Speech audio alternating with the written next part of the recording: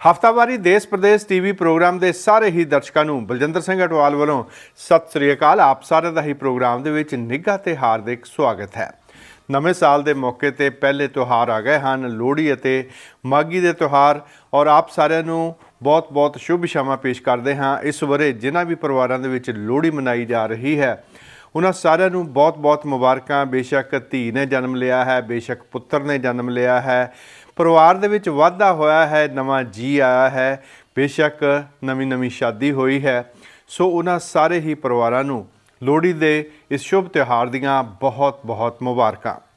ਕੋਈ ਸਮਾਂ ਹੁੰਦਾ ਸੀ ਜਦੋਂ ਸਿਰਫ ਪੁੱਤਰਾਂ ਦੀ ਲੋਹੜੀ ਮਨਾਈ ਜਾਂਦੀ ਸੀ। ਪੁੱਤਰ ਜੰਮੇ 'ਤੇ ਖੁਸ਼ੀ ਮਨਾਉਣੀ ਔਰ ਲੋਹੜੀ ਦੇ ਧੂਮ-ਧਾਮ ਦੇ ਨਾਲ ਜਸ਼ਨ ਮਨਾਉਣੇ, ਅਤੇ ਧੀ ਜੰਮਣ 'ਤੇ ਉਦਾਸ ਹੋ ਜਾਣਾ, ਸੋਗ ਮਨਾਉਣਾ।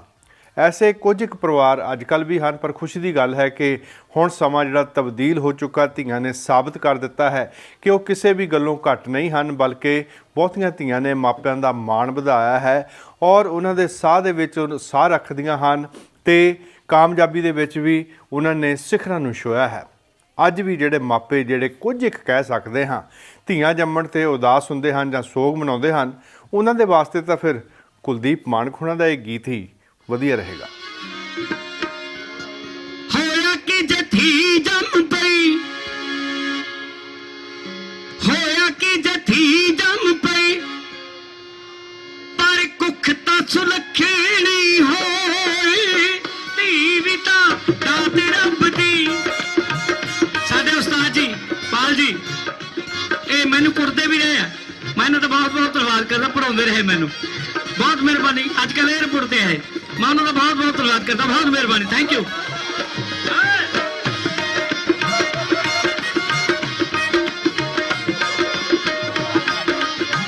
होया कि जे धी जम पई, पर कुख तां सुलखणी होई, धी वी तां दात रब दी, हो धी वी तां दात रब दी, भैड़ी दुनिया जांदी है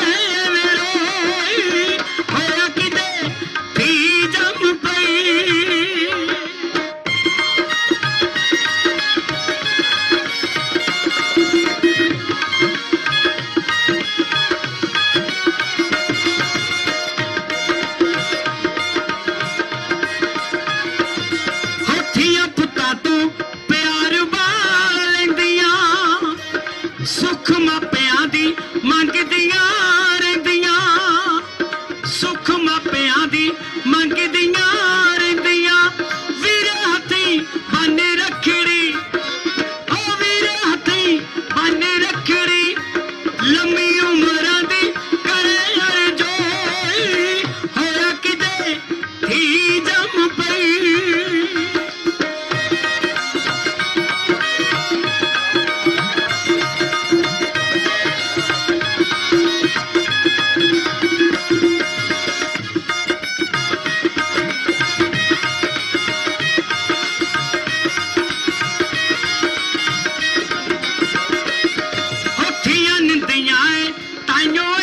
समाज ने बेड़ी बट्टे पाए दाज दे रिवाज ने, गल जे दाज दी लाल बीबी जी का मैं बहुत धन्यवाद करता, बहुत मेहरबानी। साडी माता जी ने बहुत मेहरबानी, भैन जी का बहुत धन्यवाद करता।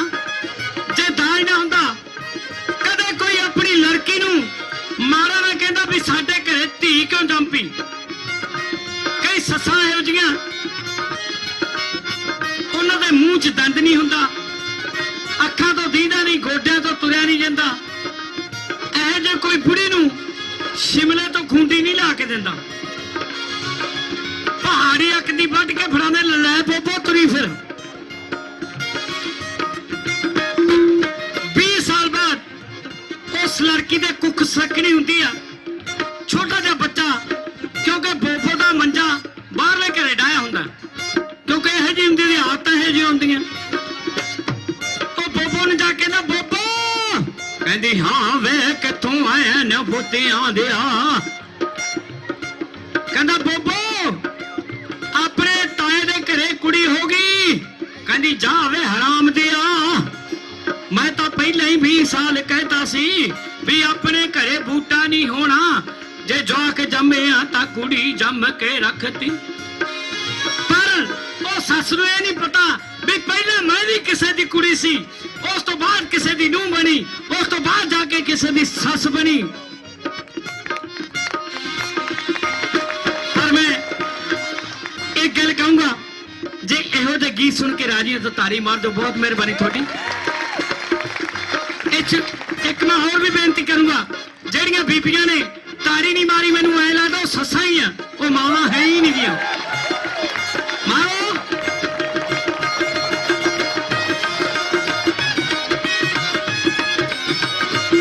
ਹੱਥੀਆਂ ਨਿੰਦੀਆਂ ਤਾਈਓ ਏ ਸਮਾਜ ਨੇ, ਬੇੜੀ ਬੱਟੇ ਪਾਏ ਦਾਜ ਦੇ ਰਿਵਾਜ ਨੇ। ਕਦੇ ਥੀ ਨਾ ਦਾਜ ਮੰਗਦੀ, ਹੋ ਕਦੇ ਥੀ ਨਾ ਦਾਜ ਮੰਗਦੀ, ਮੇਰੇ ਖੁਸ਼ੀ ਖੁਸ਼ੀ ਰਹਿ ਜਾਂਦੀ ਸੋਈ, ਹੋਇਆ ਕਿਤੇ ਥੀ ਜੰਮ ਪਈ।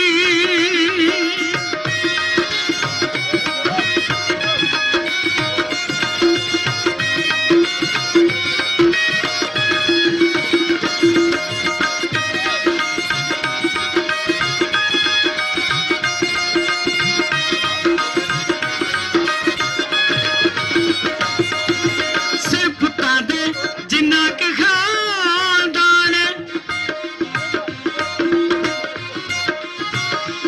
ਜੇ ਕਿਤੇ ਬਾਪੂ ਲੇਟ ਹੋ ਜੇ, ਧੀ ਤਾਂ ਇਹ ਕਹਿੰਦੀ ਆ, ਬੇਬੇ ਮੇਰਾ ਬਾਪੂ ਨਹੀਂ ਆਇਆ, ਕਿੱਥੇ ਹੋਊਗਾ?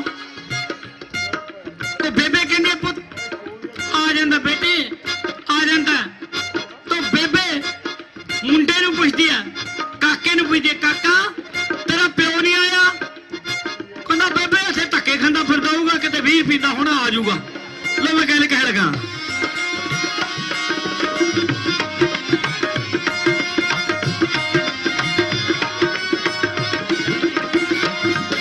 ਸਿਰ ਪੁੱਤਾਂ ਦੇ ਜਿੰਨਾ ਕੁ ਖਾਨਦਾਨ ਏ, ਕਿਤੇ ਵੱਧ ਕੇ ਧੀਆਂ ਦਾ ਯੋਗਦਾਨ ਏ, ਕਿਤੇ ਵੱਧ ਕੇ ਧੀਆਂ ਦਾ ਯੋਗਦਾਨ ਏ।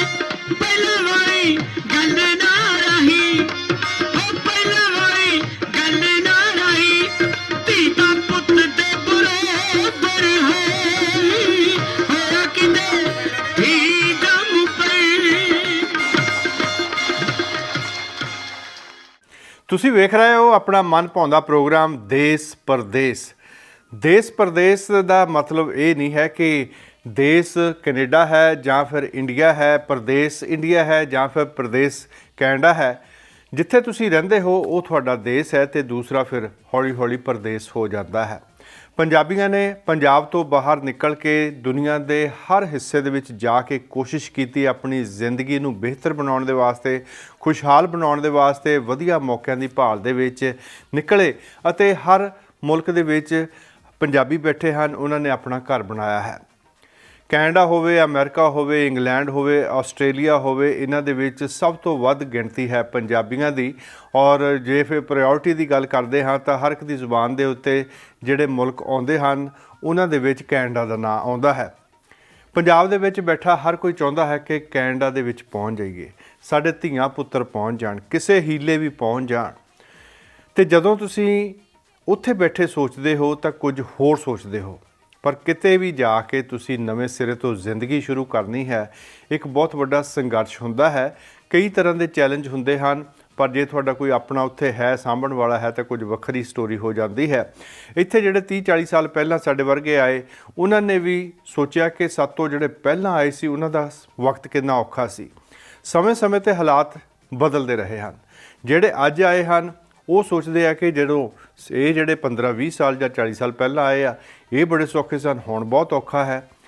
ਤੇ ਇਹ ਇਸ ਕਰਕੇ ਲੱਗਦਾ ਹੈ ਕਿਉਂਕਿ ਪੰਜਾਬ ਦੇ ਵਿੱਚ ਬੈਠਿਆਂ ਨੂੰ ਕਦੀ ਵੀ ਇਹ ਅਹਿਸਾਸ ਨਹੀਂ ਹੁੰਦਾ ਕਿ ਦੂਜੇ ਜਗ੍ਹਾ ਤੇ ਜਾ ਕੇ ਕਿਹੜੇ ਚੈਲੰਜ ਆਉਣੇ ਆ, ਕਿਸ ਤਰ੍ਹਾਂ ਦੀ ਜ਼ਿੰਦਗੀ ਹੋਣੀ ਹੈ, ਕਿਸ ਤਰ੍ਹਾਂ ਕਾਮਯਾਬੀ ਮਿਲਣੀ ਹੈ। ਉੱਥੇ ਇੱਕ ਸੋਹਣੇ ਜਿਹੇ ਸੁਪਨੇ ਜਿਹੜੇ ਆ ਉਹ ਮਨ ਦੇ ਵਿੱਚ ਉਸਾਰ ਲੈ ਜਾਂਦੇ ਆ ਕਿ ਬਸ ਪਹੁੰਚ ਜਾਈਏ ਅਸੀਂ ਕੈਨੇਡਾ ਦੇ ਵਿੱਚ ਤੇ ਫਿਰ ਬਸ ਮੌਜਾਂ ਹੀ ਮੌਜਾਂ ਜੀ, ਫਿਰ ਤਾਂ ਡਾਲਰਾਂ ਦਾ ਮੀਂਹ ਪੈਣਾ ਤੇ ਅਸੀਂ ਉੱਥੇ ਵੀ ਮੌਜਾਂ ਕਰਨੀਆਂ ਤੇ ਅਸੀਂ ਮਾਪਿਆਂ ਨੂੰ ਜਾਂ ਪਿੱਛੇ ਵੀ ਪੈਸੇ ਭੇਜਣੇ ਆ। ਪੈਸੇ ਭੇਜੇ ਆ, ਪੰਜਾਬੀਆਂ ਨੇ ਮਿਹਨਤ ਕਰਕੇ ਇੱਥੇ ਵੀ ਕਾਮਯਾਬੀਆਂ ਹਾਸਲ ਕੀਤੀਆਂ ਤੇ ਪਿੱਛੇ ਪੰਜਾਬ ਨੂੰ ਵੀ ਖੁਸ਼ਹਾਲ ਬਣਾਇਆ।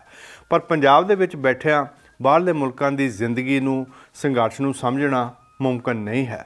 ਸੋ ਜਿਹੜੇ ਨਵੇਂ ਇਮੀਗ੍ਰੈਂਟ ਆਉਂਦੇ ਹਨ, ਬੇਸ਼ੱਕ ਉਹ ਸਟੂਡੈਂਟ ਹਨ ਜਾਂ ਫਿਰ PR ਤੇ ਆ ਗਏ ਹਨ ਜਾਂ ਫਿਰ ਵਰਕ ਪਰਮਿਟ ਤੇ ਆਉਂਦੇ ਹਨ, ਉਹਨਾਂ ਨੂੰ ਕਿਹੜੀਆਂ ਸਮੱਸਿਆਵਾਂ ਦਾ ਸਾਹਮਣਾ ਕਰਨਾ ਪੈਂਦਾ ਹੈ, ਜਿਹੜੇ ਇੱਥੇ ਪਹਿਲਾਂ ਆਏ ਹੋਏ ਹਨ ਉਹ ਕੀ ਸੋਚਦੇ ਹਨ, ਇਸ ਦੇ ਨਾਲ ਸੰਬੰਧਿਤ ਇੱਕ ਵਿਸ਼ੇਸ਼ ਗੱਲ ਅੱਜ ਦੇ ਪ੍ਰੋਗਰਾਮ ਦੇ ਵਿੱਚ।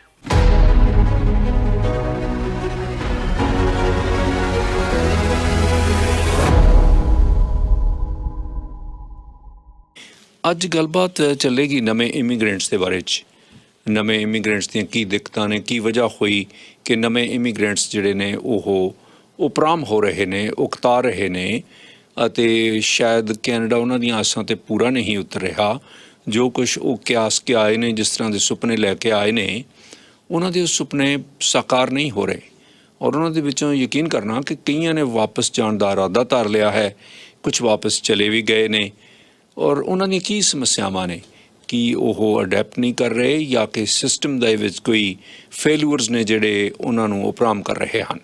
ਸੋ ਅੱਜ ਇਸ ਤਰ੍ਹਾਂ ਦੀਆਂ ਗੱਲਾਂ ਬਾਤਾਂ ਹੋਣਗੀਆਂ। ਮੇਰੇ ਨਾਲ ਜਤਿੰਦਰ ਸਿੰਘ ਜੀ ਸ਼ਾਮਲ ਹੋ ਰਹੇ ਨੇ, ਉਹਨਾਂ ਦੇ ਕਈ ਫਸਟ ਹੈਂਡ ਜਿਹੜੇ ਤਜਰਬੇ ਵੀ ਨੇ। ਬਾਕੀ ਜਤਿੰਦਰ ਸਿੰਘ ਹੋਰਾਂ ਨੂੰ ਤੁਸੀਂ ਜਾਣਦੇ, ਤੁਸੀਂ ਉਹਨਾਂ ਦੇ ਪ੍ਰੋਗਰਾਮ ਸੁਣਦੇ ਰਹਿੰਦੇ ਹੋ, ਉਹਨਾਂ ਦੀ ਆਪਣੀ ਖਾਸ ਓਪੀਨੀਅਨ ਹੈ, ਬਹੁਤ ਪੜ੍ਹੇ ਲਿਖੇ ਵਿਅਕਤੀ ਹਨ। ਸੋ ਅੱਜ ਉਹਨਾਂ ਨਾਲ ਗੱਲਬਾਤ ਹੋਏਗੀ।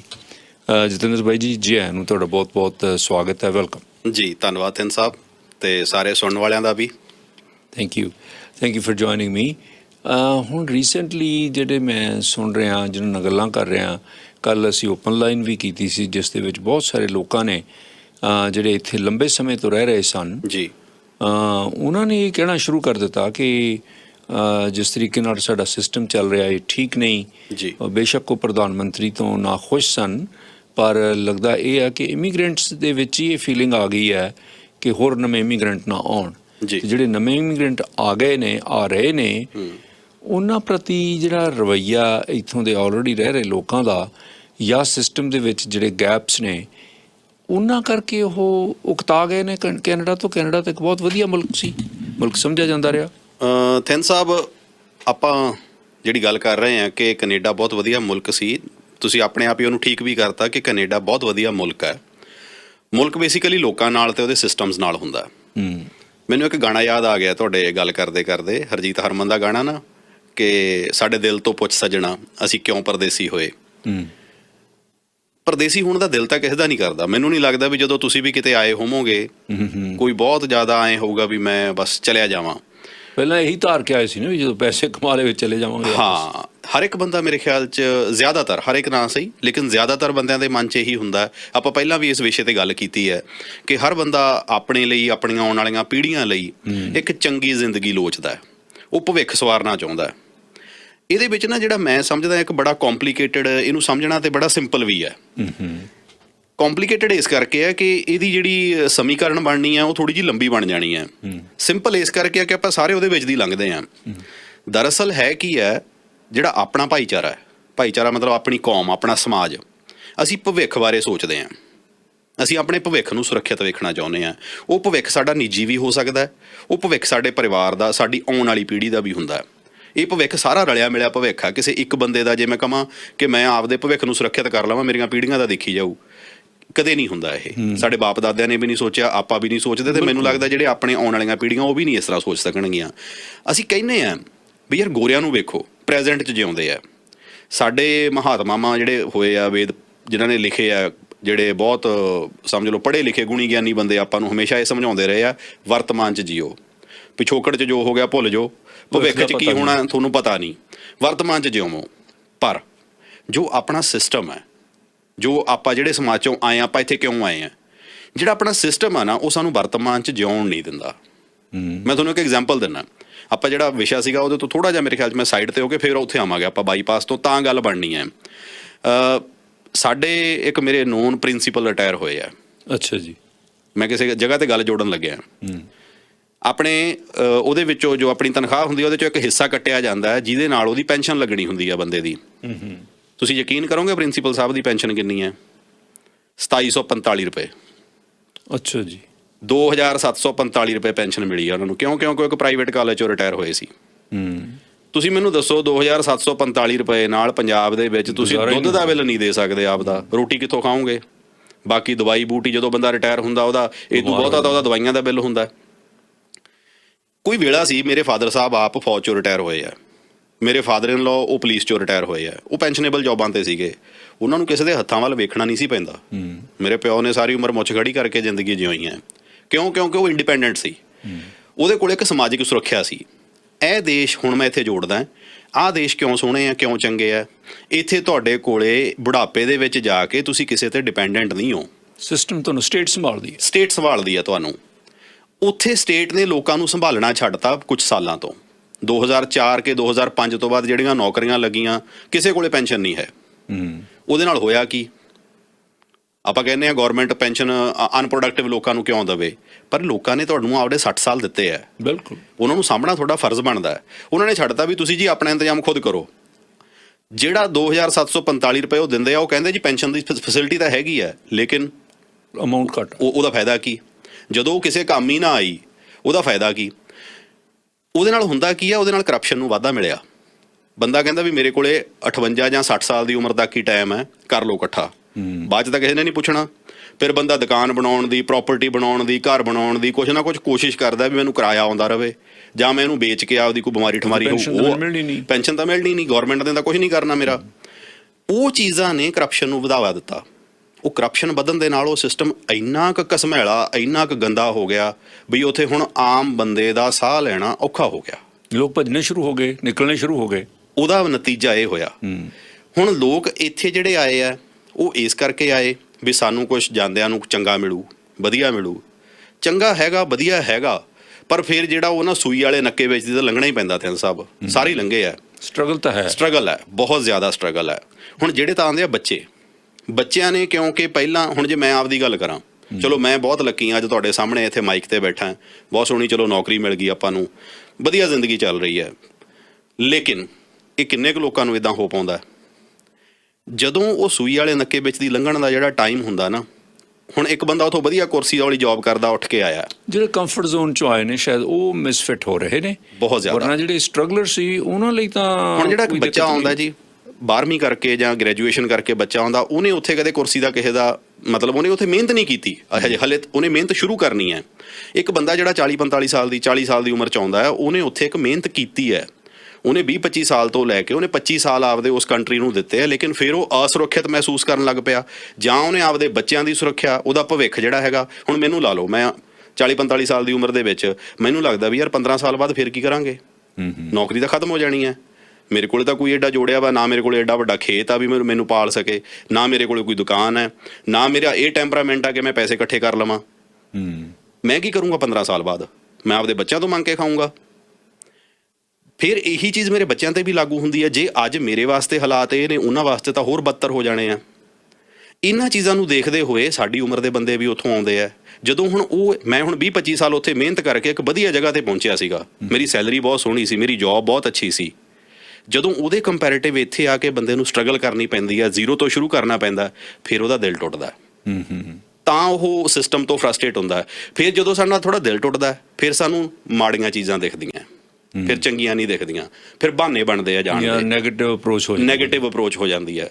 ਹੁਣ ਰਹਿੰਦੇ ਤਾਂ ਤੁਸੀਂ ਵੀ ਤਿੰਨ ਸਾਹਿਬ ਬਹੁਤ ਦੇਰ ਦੇ ਇੱਥੇ ਹੋ, ਬਿਮਾਰ ਤੁਸੀਂ ਵੀ ਬਹੁਤ ਵਾਰੀ ਹੋਏ ਹੋਵੋਗੇ, ਪਰ ਡਾਕਟਰ ਫਿਰ ਵੀ ਮਿਲ ਹੀ ਜਾਂਦਾ। ਜੇ ਕੱਲ੍ਹ ਕਹਿ ਰਿਹਾ ਸੀ, ਕਹਿੰਦਾ ਮੈਂ ਵਾਪਸ ਪੰਜਾਬ ਨੂੰ ਜਾ ਰਿਹਾ ਇਲਾਜ ਕਰਾਉਣ ਲਈ, ਕਿਉਂਕਿ ਮੈਨੂੰ ਸਪੈਸ਼ਲਿਸਟ ਦੀ ਅਪਾਇੰਟਮੈਂਟ ਨਹੀਂ ਮਿਲ ਰਹੀ।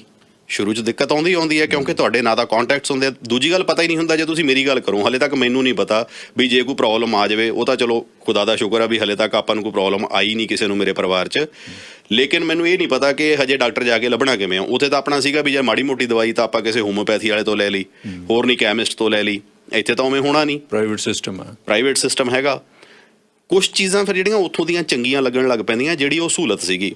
ਮੈਂ ਸਿੰਪਲ ਜੀ ਗੱਲ ਦੱਸਦਾ, ਇੱਕ ਦਿਨ ਸ਼ਾਮ ਨੂੰ ਦੁੱਧ ਖਤਮ ਹੋ ਗਿਆ, ਵਾਈਫ ਕਹਿੰਦੀ ਵੀ, ਮੈਂ ਕਿਹਾ ਵੀ ਹੁਣ ਤਾਂ ਸਟੋਰ ਬੰਦ ਹੋ ਗਏ, ਵੀ ਉੱਥੇ ਵਾਲਾ ਕੰਮ ਤਾਂ ਹੈ ਨਹੀਂ ਵੀ ਆਪਾਂ ਗੁਆਂਢ ਗਏ ਤੇ ਸੰਧੂਆਂ ਦੀ ਦੁਕਾਨ ਤੋਂ ਫੜ ਲਿਆਂਦਾ। ਤੇ ਇਹ ਕੁਛ ਚੀਜ਼ਾਂ ਫਿਰ ਬੰਦੇ ਨੂੰ ਨਾ ਨੈਗੇਟਿਵਿਟੀ ਵੱਲ ਨੂੰ ਜਾਣ ਲੱਗ ਪੈਂਦੀਆਂ। ਉਹਨੂੰ ਹਰੇਕ ਚੀਜ਼ ਦੇ ਵਿੱਚ, ਫਿਰ ਹਰੇਕ ਸਿਸਟਮ ਦੇ ਵਿੱਚ ਵੀ ਉੱਥੇ ਤਾਂ ਜੀ ਸੜਕ ਤੇ ਜਿੱਥੋਂ ਮਰਜੀ ਆਪਾਂ ਗੱਡੀ ਯੂ ਟਰਨ ਲੈ ਲੈਂਦੇ ਸੀ, ਇੱਥੇ ਤਾਂ ਯੂ ਟਰਨ ਹੀ ਹੈ ਨਹੀਂ ਕਿਤੇ। ਤਾਂ ਉਹ ਇਹ ਸਾਰਾ ਕੁਝ ਰਲਾ ਮਿਲਾ ਕੇ, ਹੁਣ ਦੇਖੋ ਮੈਂ ਤੁਹਾਨੂੰ ਕਿਹਾ ਸੀ ਵੀ ਇਹ ਸਮੀਕਰਨ ਜਿਹੜੀ ਹੈਗੀ ਹੈ ਦੇਖਣ ਨੂੰ ਕੰਪਲਿਕੇਟਡ ਵੀ ਬਹੁਤ ਹੈ ਤੇ ਸਿੰਪਲ ਵੀ ਬੜੀ ਹੈ। ਇਹ ਹੁਣ ਸੋ ਜਿਹੜੀ ਇਹ ਫਰਸਟ੍ਰੇਸ਼ਨ ਆ ਉਹਨਾਂ ਲੋਕਾਂ ਨੂੰ ਹੀ ਆ ਜਿਹੜੇ ਕੰਫਰਟ ਜ਼ੋਨ ਚੋਂ ਆਏ ਨੇ। ਮੈਨੂੰ ਲੱਗਦਾ ਜ਼ਿਆਦਾ ਉਹਨਾਂ ਨੂੰ ਹੋਊਗੀ, ਕਿਉਂਕਿ ਮੈਂ ਆਪਦੇ ਆਪ ਤੇ ਲਾ ਕੇ ਦੇਖਾਂ, ਮੈਂ ਹਾਲਾਂਕਿ ਇੰਨੇ ਵਧੀਆ ਜੌਬ ਤੇ ਆ ਗਿਆ ਹੋਇਆ, ਸਟਿਲ ਕਈ ਵਾਰ ਮਨ ਡੋਲਦਾ ਹੈ। ਅੱਛਾ ਜੀ, ਡੋਲਦਾ ਜੀ, ਮੈਂ ਝੂਠ ਨਹੀਂ ਬੋਲ ਸਕਦਾ। ਆਪਾਂ ਇੱਕ ਜ਼ਿੰਮੇਦਾਰ ਪਲੇਟਫਾਰਮ ਤੇ ਬੈਠੇ ਹਾਂ। ਮੈਂ ਜਾਣਦਾ ਕੁਝ ਇੱਥੇ ਲੋਕ ਆਏ ਸਨ ਮੇਰੇ ਨਾਲ ਇੱਥੇ ਸਟੇਸ਼ਨ ਤੇ ਵੀ ਸਾਡੇ, ਪਰ ਉਹ ਵਾਪਸ ਚਲੇ ਗਏ ਜੀ। ਫਿਰ ਉਹਨਾਂ ਨੇ ਇੱਥੇ ਆ ਕੇ ਮੁਨਾਸਿਬ ਨਹੀਂ ਸਮਝਿਆ ਜੀ। ਉਹ ਕਹਿੰਦੇ ਵੀ ਇਸ ਸਿਸਟਮ ਦੇ ਵਿੱਚ ਅਸੀਂ ਫਿੱਟ ਨਹੀਂ ਆਉਣਾ ਜਾਂ ਇਹ ਸਿਸਟਮ ਸਾਡੇ ਲਈ ਫਿੱਟ ਨਹੀਂ ਹੈ ਜੀ, ਔਰ ਮੁੜ ਕੇ ਵਾਪਸ ਨਹੀਂ ਆਏ। ਉਹ ਕੁਝ ਲੋਕ ਵਾਪਸ ਵੀ ਆ ਗਏ ਸਨ, ਪਰ ਕਾਫੀ ਲੋਕ ਨੇ ਜਿਹੜੇ ਵਾਪਸ ਨਹੀਂ ਆਏ। ਹੋ ਸਕਦਾ ਥਿੰਨ ਸਾਹਿਬ ਜੇ ਮੈਂ ਅੱਜ ਤੁਹਾਡੇ ਸਾਹਮਣੇ ਨਾ ਬੈਠਾ ਹੁੰਦਾ ਤਾਂ ਹੁਣ ਨੂੰ ਮੈਂ ਵਾਪਸ ਜਾ ਕੇ ਕਿਤੇ ਫਿਰ ਆਪਦੇ ਉੱਥੇ ਹੀ ਕੋਈ ਕੰਮ ਕਰ ਰਿਹਾ ਹੁੰਦਾ। ਇਹ ਪੋਸੀਬਲ ਹੈ। ਸੋ ਆਪਾਂ ਇਹ ਦੇਖਣਾ ਚਾਹੁੰਦੇ ਸੀ ਬਈ ਜਿਹੜੀਆਂ ਸਿਸਟਮ ਦੇ ਵਿੱਚ ਕਿੱਥੇ ਕਿੱਥੇ ਗੈਪਸ ਨੇ, ਜਿਹੜੀਆਂ ਬ੍ਰੇਕਡਾਊਨਸ ਨੇ ਸਿਸਟਮ ਦੀਆਂ, ਕਿਉਂਕਿ ਇਹ ਤਾਂ ਗੱਲ ਬਿਲਕੁਲ 16 ਨੇ ਆ ਕਿ G7 ਦੇ ਵਿੱਚੋਂ ਕੈਨੇਡਾ ਦਾ ਬਹੁਤ ਉੱਚਾ ਨੰਬਰ ਹੈ, ਬਹੁਤ ਵਧੀਆ ਕੰਟਰੀ, ਬੜਾ ਖੂਬਸੂਰਤ ਕੰਟਰੀ, ਲੋਕ ਤਰਸਦੇ ਇੱਥੋਂ ਆਉਣ ਨੂੰ, ਹਾਲੇ ਵੀ ਲੋਕ ਤਰਸਦੇ ਆ ਜੀ। ਪਰ ਜਿਹੜੇ ਲੋਕ ਆ ਰਹੇ ਨੇ, ਜਿਸ ਕਿਸਮ ਦਾ ਰੈਪੂਟੇਸ਼ਨ ਹੈ ਟਿਕਟੌਕ ਤੇ ਜੇ ਤੁਸੀਂ ਦੇਖੋ ਜੀ, ਲਗਾਤਾਰ ਕੈਨੇਡਾ ਸੰਬੰਧੀ ਇਸ ਤਰ੍ਹਾਂ ਦਾ ਨੈਗੇਟਿਵ ਪ੍ਰਚਾਰ ਹੋ ਰਿਹਾ ਕਿ ਇੱਥੇ ਤਾਂ ਬੁਰਾ ਹਾਲ ਆ, ਇੱਥੇ ਤਾਂ ਬੌਂਕੇ ਦਿਹਾੜੇ ਨੇ, ਇੱਥੇ ਆਉਣ ਦਾ ਕੋਈ ਫਾਇਦਾ ਨਹੀਂ। ਹੁਣ ਮੇਰਾ ਖਿਆਲ ਹੈ ਕਿ ਜਿਹੜੇ ਹੋਰ ਨਿਊ ਕਮਰਸ ਨੇ ਡੈਫੀਨੇਟਲੀ ਉਹ ਡਿਸਕਰੇਜ ਹੁੰਦੇ ਹੋਣੇ ਨੇ ਜਦੋਂ ਇੱਥੇ ਕ੍ਰਾਈਮ ਦੀ ਗੱਲ, ਸਾਡੇ ਹੈਲਥ ਸਿਸਟਮ ਦੀਆਂ ਗੱਲਾਂ ਤੇ ਹੋਰ ਸਟਰਗਲ ਦੀਆਂ ਗੱਲਾਂ, ਜਿਹੜੇ ਲੋਕ ਉੱਥੇ ਆਪਣਾ ਕਾਫੀ ਪ੍ਰਭਾਵ ਰੱਖਦੇ ਸੀ, ਉਹਨਾਂ ਦਾ ਡਫੂੰਗ ਸੀ ਚੰਗਾ, ਉਹ ਇੱਥੇ ਆ ਕੇ ਮੀਨੀਅਲ ਜੌਬਸ ਕਰ ਰਹੇ ਨੇ, ਉਹ ਆਪਣੀਆਂ ਤਸਵੀਰਾਂ ਭੇਜ ਰਹੇ ਨੇ। ਸੋ ਲੱਗਦਾ ਇਹ ਆ ਕਿ ਸ਼ਾਇਦ ਉਹਨਾਂ ਲੋਕਾਂ ਲਈ ਡਿਸਕਰੇਜਿੰਗ ਹੋਵੇ ਜਿਹੜੇ ਲੋਕ ਸੁਪਨੇ ਸਜਾਈ ਬੈਠੇ ਆ।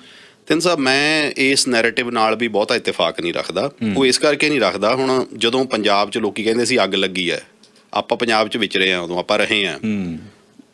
ਠੀਕ ਆ, ਹਾਲਾਤ ਮਾੜੇ ਸੀ, ਮੈਂ ਇਹ ਨਹੀਂ ਕਹਿੰਦਾ ਹਾਲਾਤ ਚੰਗੇ ਸੀ, ਪਰ ਇੰਨੇ ਵੀ ਮਾੜੇ ਨਹੀਂ ਸੀ ਜੋ ਪ੍ਰੋਜੈਕਟ ਕੀਤੇ ਜਾਂਦੇ ਸੀ। ਅੱਜ ਦੇ ਸਮੇਂ 'ਚ ਜਿਹੜਾ ਇਹ ਟਿਕਟੌਕ ਹੋ ਗਿਆ ਜਾਂ ਹੋਰ ਹੋ ਗਿਆ, ਮੈਂ ਖੈਰ ਇਹਨਾਂ ਨੂੰ ਸੋਸ਼ਲ ਮੀਡੀਆ ਨੂੰ ਜਿਹੜਾ ਹੈਗਾ, ਮੈਂ ਮੀਡੀਆ ਹੀ ਨਹੀਂ ਮੰਨਦਾ। ਇਹਦੇ ਤੇ ਪ੍ਰਚਾਰ ਘੱਟ ਤੇ ਦੁਸ਼ਪ੍ਰਚਾਰ ਜ਼ਿਆਦਾ ਹੁੰਦਾ। ਕਿਸੇ ਵੀ ਚੀਜ਼ ਨੂੰ ਤੁਸੀਂ ਅੱਗ ਬਣਾ ਕੇ ਇੱਕਦਮ ਇੱਕ ਅੱਗ ਲਾ ਕੇ ਬਰੂਦ ਬਣਾ ਸਕਦੇ ਹੋ ਬੜੇ ਆਰਾਮ ਨਾਲ। ਬਿਲਕੁਲ। ਤੇ ਲੋਕ ਖੈਰ ਹੁਣ ਸਮਝਣ ਲੱਗ ਪਏ। ਕੋਈ ਸਮਾਂ ਸੀਗਾ ਜਦੋਂ ਬਹੁਤ ਜਲਦੀ ਭੜਕ ਜਾਂਦੇ ਸੀ, ਪਰ ਹੁਣ ਲੋਕਾਂ ਨੂੰ ਵੀ ਸਮਝ ਲੱਗਣ ਲੱਗ ਪਈ ਹੈ ਵੀ ਇਹ ਜਿਹੜਾ ਇਨਫੋਰਮੇਸ਼ਨ ਹੈਗੀ ਹੈ, ਇਹ ਕੋਈ ਬਹੁਤ ਵੈਰੀਫਾਈ ਕਰੋ ਇਹਨੂੰ। ਟਿਕਟੌਕ ਦੇ ਉੱਤੇ ਜਿਹੜੇ ਬਣਾਉਂਦੇ ਆ ਜਾਂ ਉਹ ਕਰਦੇ ਆ, ਠੀਕ ਆ, ਉਹਨਾਂ ਨੂੰ ਵਿਊਜ਼ ਤੱਕ ਮਤਲਬ ਹੁੰਦਾ, ਉਹ ਸੈਂਸੇਸ਼ਨਲ ਕਰਨਾ ਹੁੰਦਾ ਕਿਸੇ ਚੀਜ਼ ਨੂੰ। ਉਨੇ ਮਾੜੇ ਹਾਲਾਤ ਵੀ ਨਹੀਂ ਹੋਣਗੇ ਜਿਹੜੇ ਉੱਤੇ ਦਿਖਾਏ ਗਏ ਆ, ਪਰ ਉਨੇ ਚੰਗੇ ਵੀ ਨਹੀਂ ਹੋਣਗੇ ਜਿਹੇ ਜਿਹੇ ਸੁਪਨੇ ਤੁਸੀਂ ਉੱਥੋਂ ਲੈ ਕੇ ਆ ਜਾਂਦੇ ਹੋ। ਬਿਲਕੁਲ ਸਟਰਗਲ ਕਰਨੀ ਪੈਣੀ ਹੈ ਹਰ ਹਾਲਤ ਦੇ ਵਿੱਚ ਹੀ। ਜਿਹੜੇ ਲੋਕ ਨੇ, ਜਿਸ ਤਰ੍ਹਾਂ ਤੁਸੀਂ ਕਿਹਾ ਕਿ ਜਦੋਜਹਿਦ ਦਾ ਇੱਕ ਸਰਟਨ ਟਾਈਮ ਹੈਗਾ, ਜਦੋਜਹਿਦ ਕਰਨੀ ਪਏਗੀ, ਪਰ ਮੇਰਾ ਖਿਆਲ ਆ ਕਿ ਮੁਲਕ ਹਾਲੇ ਵੀ ਵਧੀਆ ਹੈ ਜੀ। ਇਹਦੇ ਵਿੱਚ ਕੁਝ ਕੁ ਚੀਜ਼ਾਂ ਜਿਹੜੀਆਂ ਤਰਮੀਮਾਂ ਜਿਹੜੀਆਂ ਹੈਗੀਆਂ ਇਹਨਾਂ ਨੂੰ ਕਰ ਲੈਣੀਆਂ ਚਾਹੀਦੀਆਂ, ਜਿਹੜੀ ਵੈਸੇ ਮੇਰੇ ਖਿਆਲ 'ਚ ਗੌਰਮੈਂਟ ਉੱਧਰਲੇ ਪਾਸੇ ਨੂੰ ਤੁਰੀ ਵੀ ਹੈ। ਆਪਾਂ ਪਹਿਲਾਂ ਵੀ ਗੱਲ ਕੀਤੀ ਸੀ ਇੱਕ ਪ੍ਰੋਗਰਾਮ ਦੇ ਵਿੱਚ, ਜਿਵੇਂ ਡੇਵਿਡ ਈਬੀ ਸਾਹਿਬ ਨੇ ਉਦੋਂ ਕਿਹਾ ਸੀਗਾ ਵੀ BC ਦੇ ਵਿੱਚ ਹੁਣ ਜਿਹੜੇ ਡਾਕਟਰਸ ਆਏ ਹੋਏ ਆ, ਉਹ ਪੁਰਾਣੇ ਡਾਕਟਰਸ ਨਾਲ ਜਾਂ ਜਿਹੜੇ ਸਰਟੀਫਾਈਡ ਡਾਕਟਰਸ ਆ ਉਹਨਾਂ ਦੇ ਨਾਲ ਰਲ ਕੇ ਹੁਣ ਪ੍ਰੈਕਟਿਸ ਕਰ ਸਕਦੇ ਆ। ਇਹ ਕਦਮ ਪਹਿਲਾਂ ਲੈ ਲੈਣਾ ਚਾਹੀਦਾ ਸੀ, ਪਰ ਚਲੋ ਖੈਰ ਦੇਰ ਆਏ ਦਰੁਸਤ ਆਏ। ਮੇਰੇ ਖਿਆਲ ਉਹਨਾਂ ਨੇ ਇਹ ਵੀ ਕਿਹਾ ਕਿ ਗੇਟ ਕੀਪਰਸ ਜਿਹੜੇ ਆ, ਉਹ ਜੇ ਉਹ ਨਹੀਂ ਸੰਭਲਦੇ, ਜੇ ਉਹ ਆਪਣੇ ਕਮਰ ਕੱਸੇ ਨਹੀਂ ਕੱਸਦੇ ਜੀ, ਤਾਂ ਸਾਨੂੰ ਲੈਜਿਸਲੇਸ਼ਨ ਪਾਸ ਕਰਨੀ ਪੈ ਸਕਦੀ। ਬਿਲਕੁਲ। ਤੇ ਦੂਸਰਾ ਇੱਕ ਜਿਹੜਾ ਜਦੋਂ ਬੰਦਾ ਨਵਾਂ ਆ ਕੇ ਇੱਥੇ ਜੌਬ ਲੱਭਦਾ ਨਾ, ਉਹਨੂੰ ਕਿਹਾ ਜਾਂਦਾ ਜੀ ਕੈਨੇਡੀਅਨ ਐਕਸਪੀਰੀਅੰਸ। ਉਹ ਜਿਹੜਾ ਬੰਦਾ ਹਜੇ ਉਤਰੇ ਹੀ ਕੱਲ ਆ, ਉਹ ਤੁਹਾਨੂੰ ਕੈਨੇਡੀਅਨ ਐਕਸਪੀਰੀਅੰਸ ਕਿੱਥੋਂ ਦਊਗਾ? ਕੋਈ ਸਿਸਟਮ ਇਹੋ ਜਿਹਾ ਬਣੇ, ਜਿਵੇਂ ਹੁਣ ਮੇਰੀ ਐਜੂਕੇਸ਼ਨ ਹੈ, ਵਰਲਡ ਐਜੂਕੇਸ਼ਨ ਸਰਵਿਸ ਆ ਜਾਂ ਹੋਰ ਕਈ ਏਜੰਸੀਆਂ ਹੈਗੀਆਂ ਜਿਹੜੀਆਂ ਉਹਨੂੰ ਅਸੈਸ ਕਰਕੇ ਉਹਦੀ ਇਕੁਇਵਲੈਂਸੀ ਦਿੰਦੀਆਂ ਤੁਹਾਨੂੰ। ਮੇਰੀ ਹੁਣ ਪੋਸਟ ਗ੍ਰੈਜੂਏਸ਼ਨ ਇੱਥੇ ਪੋਸਟ ਗ੍ਰੈਜੂਏਸ਼ਨ ਦੇ ਬਰਾਬਰ ਮੰਨੀ ਗਈ ਹੈ। ਮੇਰੀ ਵਾਈਫ ਉੱਥੋਂ ਪੰਜਾਬ ਯੂਨੀਵਰਸਿਟੀ ਤੋਂ B.Ed ਕਰੀ ਹੋਈ ਹੈ, ਉਹਦਾ 15 ਸਾਲ ਦਾ ਤਜਰਬਾ ਹੈ। ਉਹ ਇੱਥੇ ਉਹਨੂੰ B.Ed ਦਾ ਬਰਾਬਰ ਉਹਨਾਂ ਨੇ ਰੁਤਬਾ ਦਿੱਤਾ, ਉਹਦੀ B.Ed ਨੂੰ ਇੱਥੇ ਮਾਨਤਾ ਮਿਲੀ ਹੈ। ਜੇ ਪੜ੍ਹਾਈ ਦੇ ਵਿੱਚ ਇਹ ਹੋ ਸਕਦਾ ਤਾਂ ਇਹ ਕੰਮ ਦੇ ਵਿੱਚ, ਉਹਦੇ ਐਕਸਪੀਰੀਅੰਸ ਦੇ ਵਿੱਚ ਵੀ ਤਾਂ ਹੋ ਸਕਦਾ। ਮਾਨਤਾ ਜਦੋਂ ਮਿਲ ਜਾਂਦੀ ਹੈ, ਮੈਂ ਤੁਹਾਨੂੰ ਇੱਕ ਹੋਰ ਗੱਲ ਦੱਸਾਂ ਜੀ, ਜਿਹੜੀ ਫਰਸਟ੍ਰੇਸ਼ਨ ਆ ਰਹੀ ਨਵੇਂ ਇਮੀਗ੍ਰੈਂਟਸ ਦੇ ਵਿੱਚ, ਐਜੂਕੇਟਡ ਕਮਿਊਨਿਟੀ ਦੇ ਵਿੱਚ ਜੀ, ਮਾਨਤਾ ਮਿਲਣ ਤੋਂ ਬਾਅਦ ਜਦੋਂ ਸਿਲੈਕਸ਼ਨ ਕਮੇਟੀ ਸਿਲੈਕਟ ਕਰਦੀ ਆ ਜੀ, ਫਿਰ ਉਹ ਆਪਸ ਵਿੱਚ ਜਦੋਂ ਗੱਲ ਕਰਦੇ ਨੇ, ਫਿਰ ਉਹ ਇਹ ਕਹਿ ਕੇ ਜਦੋਂ ਕਿਸੇ ਡਾਕਟਰ ਨੂੰ ਵੀ ਰਿਜੈਕਟ ਕਰ ਦਿੰਦੇ ਨੇ ਕਿ ਹੀ is foreign trained. Foreign trained the stigma ਲਾ ਕੇ ਕਿਸੇ ਵਿਅਕਤੀ ਨੂੰ ਨੌਕਰੀ ਤੋਂ ਵਾਂਝਿਆ ਕਰ ਦੇਣਾ ਜੀ, ਇਹ ਬਹੁਤ ਵੱਡੀ ਫਰਸਟ੍ਰੇਸ਼ਨ ਪੈਦਾ ਕਰ ਰਿਹਾ। ਇਹ ਤਾਂ ਫਿਰ ਆਪਣੇ ਆਪ ਦੇ ਸਿਸਟਮ ਨੂੰ ਹੀ, ਆਪਣੇ ਆਪ ਦੇ ਸੰਵਿਧਾਨ ਨੂੰ, ਆਪਣੇ ਆਪ ਦੇ ਵਿਧਾਨ ਨੂੰ ਹੀ ਇੱਕ ਤਰ੍ਹਾਂ ਨਾਲ ਬੇਇੱਜ਼ਤ ਕਰਨ ਵਾਲਾ ਕੰਮ ਹੋ ਗਿਆ ਨਾ ਉਹਨਾਂ ਲੋਕਾਂ ਦਾ। ਪਰ ਸਾਰੇ ਨਹੀਂ ਕਰਦੇ, ਕੁਝ ਜਗ੍ਹਾ ਤੇ ਮੇਰੇ ਖਿਆਲ 'ਚ ਉਹਨੂੰ ਆਨਰ ਵੀ ਕੀਤਾ ਜਾਂਦਾ। ਹੁਣ ਮੇਰੇ ਕੋਲੇ ਦੂਰਦਰਸ਼ਨ ਦਾ ਐਕਸਪੀਰੀਅੰਸ ਸੀਗਾ ਤੇ ਮੈਨੂੰ ਆਪਣੀ ਆਰਗੇਨਾਈਜੇਸ਼ਨ ਨੇ ਬੜਾ ਵਧੀਆ ਆਨਰ ਕੀਤਾ ਹੈਗਾ। ਬਿਲਕੁਲ। ਤੇ ਮੈਂ ਇਸ ਚੀਜ਼ ਤੇ ਮਾਣ ਵੀ ਮਹਿਸੂਸ ਕਰਦਾ, ਕਿਉਂਕਿ ਜਿੰਨੀ ਦੇਰ ਤੱਕ ਤੁਸੀਂ ਅਗਲੇ ਤੋਂ ਕੰਮ ਕਰਵਾ ਕੇ ਨਹੀਂ ਵੇਖਦੇ ਜੀ, ਉਨੀ ਦੇਰ ਤੱਕ ਕਿਸ ਤਰ੍ਹਾਂ ਪਤਾ ਲੱਗੇਗਾ ਵੀ ਫੋਰਨ ਟ੍ਰੇਨਡ ਹੋ ਸਕਦਾ ਤੁਹਾਡੇ ਲੋਕਲ ਟ੍ਰੇਨਡ ਨੂੰ ਬਿਹਤਰ ਹੋਵੇ। ਹੁੰਦਾ ਹੈ ਜੀ। ਬਹੁਤੀ ਵਾਰ ਹੁਣ IT ਪ੍ਰੋਫੈਸ਼ਨਲਸ ਜਿਹੜੇ ਆਉਂਦੇ ਆ, ਪਹਿਲਾਂ ਉਹਨਾਂ ਨੂੰ ਬਿਲਕੁਲ ਬੇਸਿਕ ਜੌਬ ਤੇ ਉੱਥੋਂ ਬੰਦਾ ਐਨਾਲਿਸਟ ਦੀ ਜੌਬ ਤੋਂ ਆਉਂਦਾ, ਇੱਥੇ ਆ ਕੇ ਉਹਨੂੰ ਪ੍ਰੋਗਰਾਮਰ ਰੱਖ ਲੈਂਦੇ ਆ, ਜਿਹੜਾ ਕੰਮ ਉਹ ਅੱਜ ਤੋਂ 10 ਸਾਲ ਪਹਿਲਾਂ ਕਰਦਾ ਸੀਗਾ ਤੇ ਉਹਦੇ ਅੰਡਰ ਉੱਥੇ 10-15 ਬੰਦੇ ਜਾਂ 20 ਬੰਦੇ ਉਹਦੇ ਅੰਡਰ ਪ੍ਰੋਗਰਾਮਰ ਕੰਮ ਕਰਦੇ ਸੀ। ਉਹ ਬੰਦਾ ਨੈਚੁਰਲੀ ਪਹਿਲੀ ਗੱਲ ਤਾਂ ਫਰਸਟ੍ਰੇਟ ਤਾਂ ਹੋਊਗਾ, ਪਰ ਉਹਦੇ ਵਾਸਤੇ ਇਹ ਉਸ ਤਰ੍ਹਾਂ ਹੋ ਗਿਆ ਵੀ ਜਿਹੜਾ ਬੰਦਾ ਜਿਹਨੂੰ ਕਹ ਲਓ ਵੀ 50 ਕਿਲੋ ਦੀ ਬੈਂਚ ਪ੍ਰੈਸ ਲਾਉਂਦਾ, ਉਹਨੂੰ ਤੁਸੀਂ ਕਹੋ ਵੀ ਪਹਿਲਾਂ 10 ਕਿਲੋ ਤੋਂ ਸ਼ੁਰੂ ਕਰ, ਫਿਰ ਤੈਨੂੰ 50 ਕਿਲੋ ਵਾਲੀ ਲਵਾਵਾਂਗੇ। ਉਹਦੇ ਵਾਸਤੇ 10 ਕਿਲੋ ਲਾਉਣੀ ਕੀ ਔਖੀ ਹੈ। ਬਿਲਕੁਲ। ਪਰ ਦੂਸਰੇ ਪਾਸੇ ਜੇ ਮੁੱਢਲੀ ਜਿਹੜੀ ਜਦੋਜਹਿਦ ਆ ਉਹ ਕਰਨੀ ਵੀ ਪੈਂਦੀ ਆ, ਤਾਂ ਮੇਰਾ ਮਕਸਦ ਇਹੀ ਸੀ ਇਸ ਸੈਗਮੈਂਟ ਦਾ ਕਿ ਇੰਨੀ ਫਰਸਟ੍ਰੇਸ਼ਨ ਤੇ ਇੰਨੀ ਮਾਯੂਸੀ ਦੀ ਜ਼ਰੂਰਤ ਨਹੀਂ। ਸਟੇ ਪੋਜ਼ਿਟਿਵ, ਤਾਂ ਨਤੀਜੇ ਦੇ ਤੌਰ ਦੇ ਉੱਤੇ ਤੁਹਾਡੀ ਕਦਰ ਜ਼ਰੂਰ ਪਏਗੀ, ਖਾਸ ਤੌਰ ਦੇ ਉੱਤੇ ਹੁਣ ਜਦ ਕਿ ਜਿਹੜੇ ਕੈਨੇਡਾ ਦੇ ਵਿੱਚ ਹੋਰ ਵਿਅਕਤੀਆਂ ਦੀ ਜ਼ਰੂਰਤ ਆ। ਮੈਨੂੰ ਖੂਬਸੂਰਤੀ ਦਾ ਸਮਾਂ ਹੈ। ਮੈਨੂੰ ਖੂਬਸੂਰਤੀ ਇਹ ਲੱਗੀ ਤਿੰਨ ਸਾਹਿਬ, ਮੈਨੂੰ ਜਿੰਨੇ ਪੁਰਾਣੇ ਬੰਦੇ ਮਿਲੇ ਆ, ਹਰੇਕ ਬੰਦੇ ਨੇ ਮੈਨੂੰ ਹੌਸਲਾ ਦਿੱਤਾ, ਤਸੱਲੀ ਦਿੱਤੀ, ਤੇ ਇਹ ਤਸੱਲੀ ਦਿੱਤੀ ਜੋ ਤੁਸੀਂ ਹੁਣ ਸਾਰਿਆਂ ਨੂੰ ਇਹ ਮਾਈਕ ਦੇ ਜ਼ਰੀਏ ਦੇ ਰਹੇ ਹੋ ਵੀ ਥੋੜਾ ਜਿਹਾ ਧੀਰਜ ਰੱਖੋ, ਬਸ ਭੱਜੋ ਨਾ। ਇਹ ਸਮਾਂ ਬਦਲੂਗਾ ਬੜੇ ਆਰਾਮ ਨਾਲ, ਤੁਸੀਂ ਸਾਰਾ ਸਿਸਟਮ ਨੂੰ ਸਮਝ ਜਾਓਗੇ ਜਦੋਂ ਇਹਨਾਂ ਚੀਜ਼ਾਂ, ਜਿਵੇਂ ਮੈਂ ਕਿਹਾ ਨਾ ਵੀ ਤੁਸੀਂ ਬਿਮਾਰ ਹੋਵੋਗੇ ਤੁਹਾਨੂੰ ਬੜੇ ਆਰਾਮ ਨਾਲ ਡਾਕਟਰ ਲੱਭ ਜਾਣਾ, ਨਵੇਂ ਬੰਦੇ ਨੂੰ ਉਹ ਚੀਜ਼ ਸਮੱਸਿਆ ਲੱਗਦੀ ਹੈ। ਬਿਲਕੁਲ। ਤੇ ਉਹ ਜਿਹੜੀ ਸਾਂਭ ਸੰਭਾਲ ਜਿਹੜੀ ਗਵਰਨਮੈਂਟ ਵੱਲੋਂ ਤੁਹਾਡਾ ਫਿਊਚਰ ਹੈ ਉਹ ਵਾਕਈ ਇੱਥੇ ਸੁਰੱਖਿਅਤ ਹੈਗਾ, ਇੱਥੇ ਆਏ ਹੋ ਤਾਂ ਵਰਥ ਹੈ, ਤੇ ਉਹ ਉਨੀ ਕੁ ਮਿਹਨਤ ਉਹਦੇ ਵਾਸਤੇ ਕਰ ਲੈਣੀ ਮਾੜੀ ਨਹੀਂ ਹੈ। ਬਿਲਕੁਲ। ਹਾਲੇ ਵੀ ਜੇ ਅਸੀਂ ਕੰਪੇਅਰ ਕਰਕੇ ਦੇਖਦੇ ਹਾਂ ਬਾਕੀ ਸੰਸਾਰ ਦੇ ਮੁਲਕਾਂ ਨਾਲ, ਬਾਕੀ ਸਿਸਟਮਸ ਦੇ ਨਾਲ, ਕੈਨੇਡਾ ਇੱਕ ਬੜਾ ਖੂਬਸੂਰਤ ਹੋਣ ਦੇ ਨਾਲ ਵਧੀਆ ਮੁਲਕ ਹੈ ਜਿੱਥੇ ਇਨਸਾਨੀ ਜ਼ਿੰਦਗੀ ਦੀ ਬੜੀ ਕੀਮਤ ਹੈ। ਬਿਲਕੁਲ। ਔਰ ਜਿੱਥੇ ਹਾਲੇ ਵੀ ਸੁੱਖ ਸਹੂਲਤਾਂ ਜਿਹੜੀਆਂ ਨੇ, ਜਿੱਥੋਂ ਤੁਸੀਂ ਆਏ ਹੋ, ਜਿਹੜੀ ਬੈਕਗਰਾਊਂਡ ਹੈ ਜਿੱਥੋਂ ਅਸੀਂ ਆਏ ਹਾਂ, ਉਹਦੇ ਨੂੰ ਕਿਤੇ ਬਿਹਤਰ ਹੈ। ਬਿਲਕੁਲ। ਬਾਕੀ ਜਿਹੜੀਆਂ ਸਾਫ਼ ਹਵਾਵਾਂ ਤੇ ਜਿਹੜੀਆਂ ਹੋਰ ਸੁਰੱਖਿਆ ਦਾ, ਉਹਦਾ ਤਾਂ ਕੋਈ ਮੁੱਲ ਹੀ ਨਹੀਂ ਦਿੱਤਾ ਜਾ ਸਕਦਾ।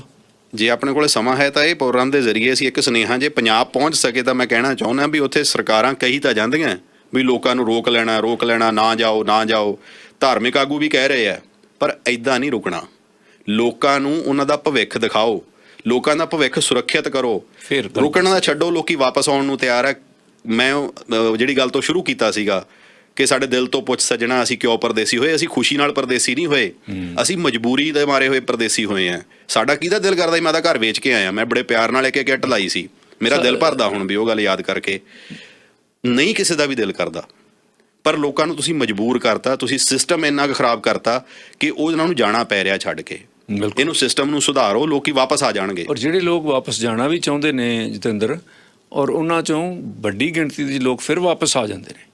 ਸੋ ਇਹ ਖੱਜਲ ਖੁਆਰੀ ਚੋਂ ਬੈਟਰ ਇਹੀ ਆ ਕਿ ਹਾਲੇ ਸਟਰਗਲ ਕਰਕੇ ਵੇਖਿਆ ਜਾਏ, ਧੀਰੇ ਤੋਂ ਕੰਮ ਲਿਆ ਜਾਏ। ਬਿਲਕੁਲ ਬਾਈ, ਬਹੁਤ ਮਿਹਰਬਾਨੀ, ਸ਼ੁਕਰੀਆ, ਧੰਨਵਾਦ ਜੀ। Thank you.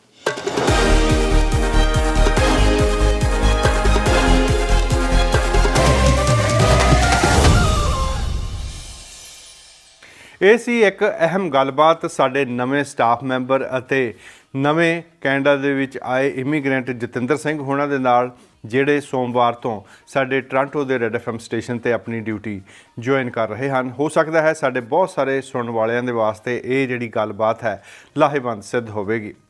ਪ੍ਰੋਗਰਾਮ ਦੇ ਆਖਰ ਦੇ ਵਿੱਚ ਤੁਹਾਡੇ ਵਾਸਤੇ ਇੱਕ ਦੁਗਾਣਾ ਪੇਸ਼ ਕਰਨਾ ਹੈ। ਦੁਗਾਣਿਆਂ ਦੀਆਂ ਜੋੜੀਆਂ ਜਦੋਂ ਆਪਾਂ ਗਿਣਦੇ ਹਾਂ, ਪੰਜਾਬ ਦੀਆਂ ਸੁਪਰ ਡੁਪਰ ਹਿੱਟ ਰਹੀਆਂ ਜਾਂ ਫਿਰ ਜਿਨ੍ਹਾਂ ਨੇ ਲੋਕਾਂ ਦੇ ਦਿਲਾਂ ਦੇ ਵਿੱਚ ਘਰ ਬਣਾਇਆ ਹੈ, ਉਹਨਾਂ ਨਵੀਆਂ ਜੋੜੀਆਂ ਦੇ ਵਿੱਚੋਂ ਭੁਪਿੰਦਰ ਗਿੱਲ ਤੇ ਮਿਸ ਨੀਲਮ ਦੀ ਜੋੜੀ ਸੀ, ਉਹ ਟੁੱਟ ਚੁੱਕੀ।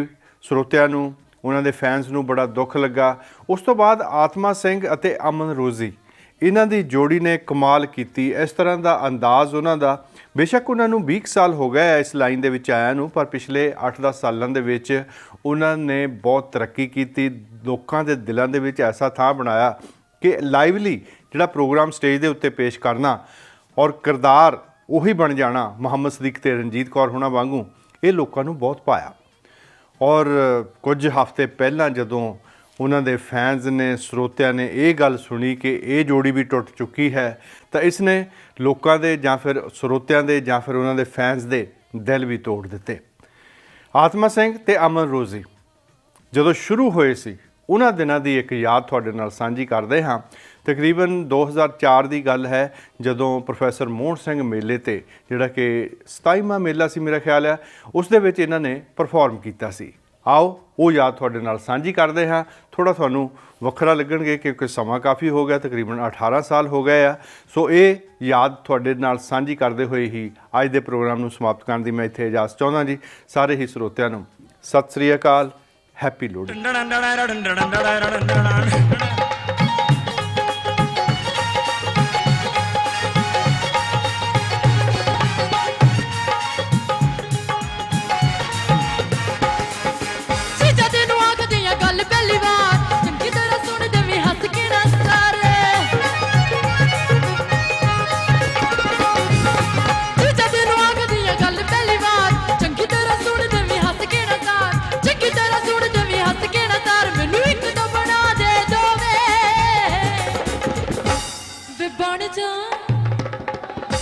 ਰਿਸ਼ਤਾ ਕਰਾ ਦੇ ਜੀਤਿਆ ਮੁੰਡਾ ਕੋਠੀ ਦਾ ਕਿਨਾਰੀ ਹੋਵੇ ਬਣ ਜਾ ਵਿਚੋਲਾ ਜੀਤਿਆ।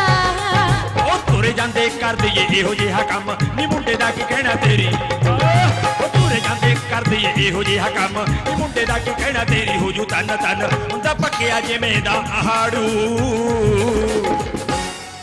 ਨੀ ਕੌਡੀ ਪੈਂਦੀ ਵੇਖੀ ਜ਼ਾਲੀਏ ਨੀ ਕੌਡੀ ਪਾ ਕੇ ਵੇਖੀ ਜ਼ਾਲੀਏ ਭੱਜ ਭੱਜ ਕੇ ਕੈਂਚੀਆਂ ਮਾਰੂ ਨੀ ਕੌਡੀ ਪੈਂਦੀ ਵੇਖੀ ਜ਼ਾਲੀਏ ਹੱਥ ਛੱਡ ਕੇ ਕੈਂਚੀਆਂ ਮਾਰੂ ਨੀ ਕੌਡੀ ਪੈਂਦੀ ਵੇਖੀ ਜ਼ਾਲੀਏ। ਸਿੱਧਾ ਤੈਨੂੰ ਆਖਦੀ ਆ ਗੱਲ ਪਹਿਲੀ ਵਾਰ ਚੰਗੀ ਤਰ੍ਹਾਂ ਸੁਣਦੇ ਵੀ ਹੱਸ ਕੇ ਨਾ ਸਾਰ ਚੰਗੀ ਤਰ੍ਹਾਂ ਸੁਣਦੇ ਵੀ ਹੱਸ ਕੇ ਨਾ ਸਾਰ ਮੈਨੂੰ ਇੱਕ ਤਾਂ ਬਣਾ ਦੇ ਦੋਵੇ ਬਣ ਜਾ ਵਿਚੋਲਾ ਜੀਤਿਆ ਕੋਠੀ ਦਾ ਕਿਨਾਰੀ ਹੋਵੇ ਰਿਸ਼ਤਾ ਕਰਾ ਦੇ ਜੀਤਿਆ। ਉਹ ਤੁਰੇ ਜਾਂਦੇ ਕਰ ਦਈਏ ਇਹੋ ਜਿਹਾ ਕੰਮ ਨੀ ਮੁੰਡੇ ਦਾ ਕੀ ਕਹਿਣਾ ਤੇਰੀ। ਹਾਂ ਉਹ ਤੁਰੇ ਜਾਂਦੇ ਕਰ ਦਈਏ ਇਹੋ ਜਿਹਾ ਕੰਮ ਨੀ ਮੁੰਡੇ ਦਾ ਕੀ ਕਹਿਣਾ ਤੇਰੀ। ਹੋ ਜੂ ਤਨ ਤਨ ਹੁੰਦਾ ਪੱਕਿਆ ਜਿਵੇਂ ਦਾ ਆੜੂ ਨੀ ਕੌਡੀ ਪੈਂਦੀ ਵੇਖੀ ਜ਼ਾਲੀਏ ਹੱਥ ਛੱਡ ਕੇ ਕੈਂਚੀਆਂ ਮਾਰੂ ਨੀ ਕੌਡੀ ਪੈਂਦੀ ਵੇਖੀ ਜ਼ਾਲੀਏ।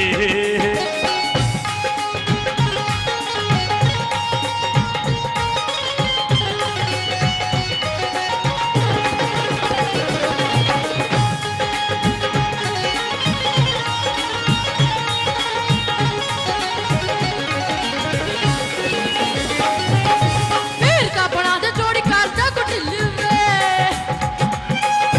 ਕਿਹੜੀ ਘੜੀ ਹੋਵੇ ਉਹਨੂੰ ਜਗ ਲਵਾ ਮਿਲਵੇ। ਫੇਰ ਤਾਂ ਬਣਾ ਦੇ ਜੋੜੀ ਕਰਦਾ ਕੁਟਿਲ ਵੇ ਕਿਹੜੀ ਘੜੀ ਹੋਵੇ ਉਹਨੂੰ ਜਗ ਲਵਾ ਮਿਲਵੇ। ਉਹਦੀ ਬਾਂਚਾ ਦੀ ਪੈਦੀ ਲੋਵੇ ਤੇ ਬਣ ਜਾ ਤੇ ਰਿਸ਼ਤਾ ਕਰਾ ਦੇ ਜੀਤਿਆ ਤੇ ਕੋਠੀ ਦਾ ਕਿਨਾਰੀ ਹੋਵੇ ਬਣ ਜਾ ਵਿਚੋਲਾ ਜੀਤਿਆ। ਉਹ ਵੱਡੇ ਵੱਡੇ ਖੇਡ ਮੇਲਿਆਂ ਦੀ ਮੁੰਡਾ ਜਾਨੀ ਪਹਿਲਾਂ ਗਿਆ ਅਮਰੀਕਾ ਹੁਣ ਗਿਆ ਹੈ ਜਾਪਾਨੀ ਹਾਏ ਨੀ ਗਿਆ ਹੈ ਜਾਪਾਨੀ। ਵੱਡੇ ਵੱਡੇ ਖੇਡ ਮੇਲਿਆਂ ਦੀ ਮੁੰਡਾ ਜਾਨੀ ਪਹਿਲਾਂ ਗਿਆ ਅਮਰੀਕਾ ਹੁਣ ਗਿਆ ਹੈ ਜਾਪਾਨੀ ਮੈਂ ਕਿਹਾ ਗਿਆ ਹੈ ਜਾਪਾਨੀ। ਨਾਲ ਤੈਨੂੰ ਵੀ ਹਾਏ ਨੇ ਨਾਲ ਤੈਨੂੰ ਵੀ ਜਹਾਜ਼ੇ ਕਦੇ ਝਾੜੂ ਨੀ ਕੌਡੀ ਪੈਂਦੀ ਵੇਖੀ ਜ਼ਾਲੀਏ ਉਹ ਕੁੱਦ ਕੁੱਦ ਕੇ ਕੈਂਚੀਆਂ ਮਾਰੂ ਨੀ ਕੌਡੀ ਪੈਂਦੀ ਵੇਖੀ ਜ਼ਾਲੀਏ ਹੱਥ ਛੱਡ ਕੇ ਕੈਂਚੀਆਂ ਮਾਰੂ ਨੀ ਕੌਡੀ ਪੈਂਦੀ ਵੇਖੀ ਜ਼ਾਲੀਏ। ਕਿਹੜਾ ਖਿਡਾਰੀ ਲਾਉਂਦੇ ਨਸ਼ਿਆਂ ਨੂੰ ਬੂਵੇ ਮੇਰੇ ਤੋਂ ਸਿਆਣਾ ਨਾਲ ਆਪੇ ਜੀਜਾ ਤੂੰ ਵੇ। ਕਿਹੜਾ ਖਿਡਾਰੀ ਲਾਉਂਦੇ ਨਸ਼ਿਆਂ ਨੂੰ ਬੂਵੇ ਮੇਰੇ ਤੋਂ ਸਿਆਣਾ ਨਾਲ ਆਪੇ ਜੀਜਾ ਤੂੰ ਵੇ। ਉਹਦੀ ਬਾਂਚਾ ਦੀ ਪੈਦੀ ਲੋਵੇ ਤੇ ਬਣ ਜਾ ਵਿਚੋਲਾ ਜੀਤਿਆ ਤੇ ਕੋਠੀ ਦਾ ਕਿਨਾਰੀ ਹੋਵੇ ਬਣ ਜਾ ਵਿਚੋਲਾ ਜੀਤਿਆ। ਉਹ ਲੋੜ ਤੈਨੂੰ ਪੈਣੀ ਨਹੀਂ ਦੁਆਰਾ ਗੱਲ ਕਹਿਣ ਦੀ ਨੀ ਖਿੱਚ ਲੈ ਤੂੰ ਅੱਜ ਤੋਂ ਤਿਆਰੀ ਲਾਵਾਂ ਰਹਿਣ ਦੀ ਹਾਏ ਤਿਆਰੀ ਲਾਵਾਂ ਲੈਣ ਦੀ। ਲੋੜ ਤੈਨੂੰ ਪੈਣੀ ਨਹੀਂ ਦੁਆਰਾ ਗੱਲ ਕਹਿਣ ਦੀ ਨੀ ਖਿੱਚ ਲੈ ਤੂੰ ਅੱਜ ਤੋਂ ਤਿਆਰੀ ਲਾਵਾਂ ਰਹਿਣ ਦੀ ਹਾਏ ਹਾਏ ਤੇ ਯਾਰੀ ਲਾਮਾ ਲੈਣ ਦੀ ਉਹ ਬੁੱਢੇ ਵਾਲੀਆ ਹਾਏ ਨੀ ਬੁੱਢੇ ਵਾਲੀਆ ਤੇਰੇ ਕੰਮ ਝਾੜੂ ਨੀ ਕੌਡੀ ਪੈਂਦੀ ਵੇਖੀ ਸਾਲੀਏ ਬਹੁਤ ਮਿਹਰਬਾਨੀ ਬਹੁਤ ਸ਼ੁਕਰੀਆ ਹੈ ਕੌਡੀ ਪੈਂਦੀ ਵੇਖੀ ਸਾਲੀਏ ਉਹ ਨਾ ਧੋ ਕੇ ਕੈਂਚੀਆਂ ਨੀ ਕੌਡੀ ਪੈਂਦੀ ਵੇਖੀ ਸਾਲੀਏ ਹੱਥ ਗੱਡ ਕੇ ਕੈਂਚੀਆਂ ਮਾਰੂ ਨੀ ਕੌਡੀ ਪੈਂਦੀ ਵੇਖੀ ਸਾਲੀਏ ਜੀਜਾ ਤੈਨੂੰ ਆਖਦੀਆਂ ਗੱਲ ਪਹਿਲੀ ਵਾਰ ਚੰਗੀ ਤਰ੍ਹਾਂ ਸੁਣਦੇ ਵੀ ਹੱਸ ਕੇ ਨਾ ਸਾਰ ਚੰਗੀ ਤਰ੍ਹਾਂ ਸੁਣਦੇ ਵੀ ਹੱਸ ਕੇ ਨਾ ਸਾਰ ਮੈਨੂੰ ਇੱਕ ਤਾਂ ਬਣਾ ਦੇ ਦੋਵੇ ਬਣ ਜਾਵੇ ਸੋਲਾ ਜੀਤਿਆ ਮੁੰਡਾ ਕੱਟ ਦਾ ਗਿਟਾਰੀ ਹੋਵੇ ਰਿਸ਼ਤਾ ਕਰਾ ਦੇ ਜੀਤਿਆ ਉਹ ਤੁਰੇ ਜਾਂਦੇ ਕਰ ਦਈਏ ਇਹੋ ਜਿਹਾ ਕੰਮ ਨੀ ਮੁੰਡੇ ਦਾ ਕੀ ਕਹਿਣਾ ਤੇਰੀ ਹੋ ਜੂ ਤਨ ਤਨ ਹਾਂ ਤੁਰੇ ਜਾਂਦੇ ਕਰ ਦਈਏ ਇਹੋ ਜਿਹਾ ਕੰਮ ਨੀ ਮੁੰਡੇ ਦਾ ਕੀ ਕਹਿਣਾ ਤੇਰੀ ਹੋ ਜੂ ਤਨ ਤਨ ਹੁੰਦਾ ਪੱਕਿਆ ਜਿਵੇਂ ਦਾ ਆੜੂ ਨੀ ਕੌਡੀ ਪੈਂਦੀ ਵੇਖੀ ਸਾਲੀਏ ਹੱਥ ਕੱਟ ਕੇ ਕੈਂਚੀਆਂ ਮਾਰੂ ਨੀ ਕੌਡੀ ਪੈਂਦੀ ਵੇਖੀ ਸਾਲੀਏ ਮੁੰਡਾ ਕੱਟ ਦਾ ਗਿਟਾਰੀ ਹੋਵੇ ਨੀ ਕੌਡੀ ਪੈਂਦੀ ਵੇਖੀ ਸਾਲੀਏ ਮੁੰਡਾ ਕੱਟ ਦਾ ਗਿਟਾਰੀ ਹੋਵੇ ਨੀ ਕੌਡੀ ਸਾਲੀਏ ਨੀ ਕੌਡੀ ਸਾਲੀਏ ਨੀ ਕੌਡੀ ਸਾਲੀਏ